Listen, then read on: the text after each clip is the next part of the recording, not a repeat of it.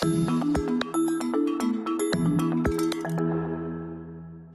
Sandra, in thinking about your research that you've conducted and that you're going to conduct in the future, how important to you is the good time management skills in conducting a research project?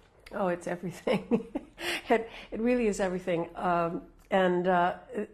it's. I think a research project rises or falls with how well you've thought through your time and how you're going to make best use of your time. And for me, it always helps to just break down the basic infrastructural elements of research, as for instance, a book, but a dissertation or thesis. And so the same whether you're writing an article or a book or a dissertation, that there are sort of just basic elements and they all have to sort of develop in tandem. So there's the question and a kind of rationale for why you're addressing it, why it's important, how it emerges out of debates, why it's an issue of contemporary importance.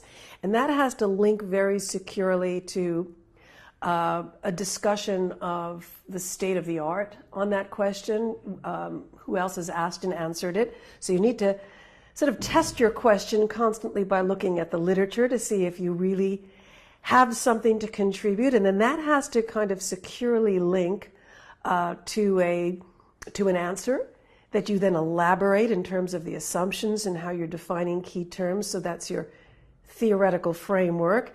And then that has to refer back to the literature. Did you get enough literature then? If I'm doing my theoretical framework, am I actually sort of reflecting the argument I had in my literature review? No.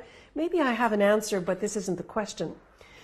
And then, of course, the method. Do I have a question? Well, is it something I can actually demonstrate? No, then I better go back and fix the question. So if you have these basic elements in mind, you're keeping them all sort of in the air and adjusting back and forth so that they're all developing in tandem. And you're not doing too much on one bit and then finding out, whoa, I've run out of time. Or, whoa, I've sort of, wasted a lot of time because it looks like my question isn't going to be researchable.